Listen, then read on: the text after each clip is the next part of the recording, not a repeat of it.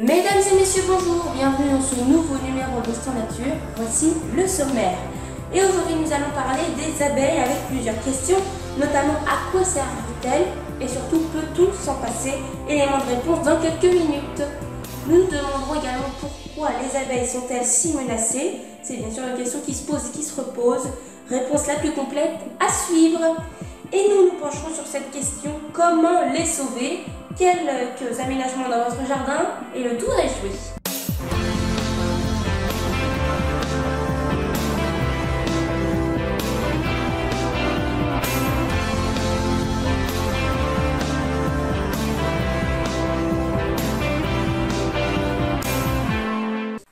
Mais avant de développer notre sommaire, comme d'habitude, un petit point sur l'info avec ce flash audio. Bonjour Alexis et bonjour à tous. À la une, donc vous le voyez sur cette infographie, les cérémonies du 14 juillet avec les parades militaires.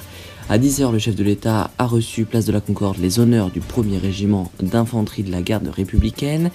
Il a ensuite assisté au défilé de tous les corps armés, de la marine, des pompiers, des policiers également.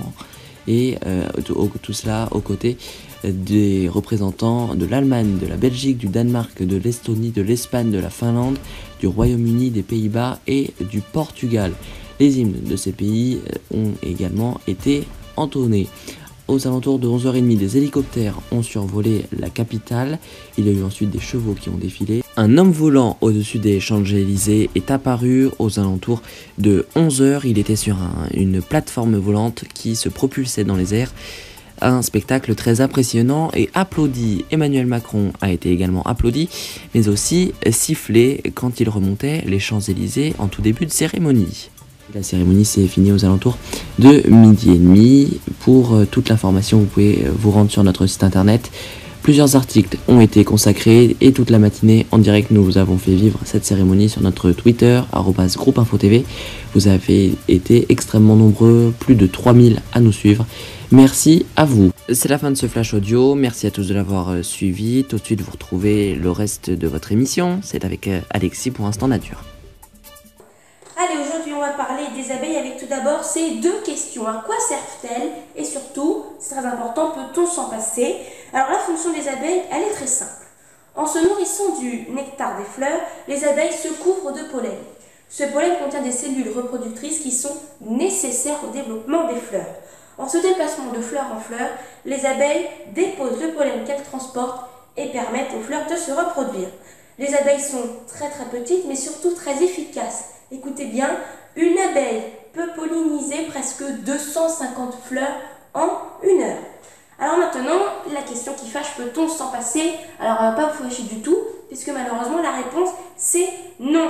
Un tiers de notre alimentation dépend de la pollinisation des abeilles, c'est bien sûr énorme. Sans elles, il y aurait presque plus de fruits et de légumes et beaucoup moins de viande. Alors oui, ça vous étonne? Bah oui, parce que sans forage, les vaches n'auront plus de quoi se nourrir. Si un jour elles venaient à disparaître complètement, les humains, les végétaux et les animaux seraient en pénurie de nourriture, car nous dépendons tous des abeilles. Alors, on parle souvent de la disparition des abeilles, mais finalement, pourquoi sont-elles menacées? Alors, il y a plusieurs raisons, et parmi les plus meurtrières, il y a l'utilisation excessive de produits chimiques dans l'agriculture. Des études ont montré que certains insecticides et fongicides pouvaient interagir entre eux et pouvaient être jusqu'à 1000 fois plus toxiques pour les abeilles. D'autres études ont montré que ces produits chimiques pouvaient affecter le sens de l'orientation et la mémoire. Il y a bien sûr la pollution atmosphérique qui peut interférer avec la capacité des abeilles à trouver des plantes à fleurs et donc des aliments pour se nourrir. Alors il y a également les champs électromagnétiques qui proviennent de sources comme les lignes électriques. Ils peuvent changer le comportement des abeilles. Et puis il y a bien évidemment le changement climatique. Quand il pleut à une période où normalement il y a du soleil, ou bien sûr inversement, eh bien les périodes de floraison changent. Et puis dans les ruches, il n'y a pas d'Evelyne Delia, donc elles ne peuvent pas trop savoir, elles ne sont pas au courant du coup. Par conséquent, elles ne vont pas polliniser. Mais alors c'est bien connu, quand on veut, on peut. Alors si on faisait tout pour sauver les abeilles, ça ne serait pas une mauvaise action. Alors tout d'abord, n'hésitez pas à planter des fleurs comme du thym, qu'est-ce que j'ai marqué, des coquelicots, du romarin ou encore de la sauge. Comme ça, les abeilles auront de quoi polliniser. Alors même si vous habitez en ville, ne pensez pas qu'il n'y a pas d'abeilles. Elles sont partout, ville, campagne, je sais pas, moi partout.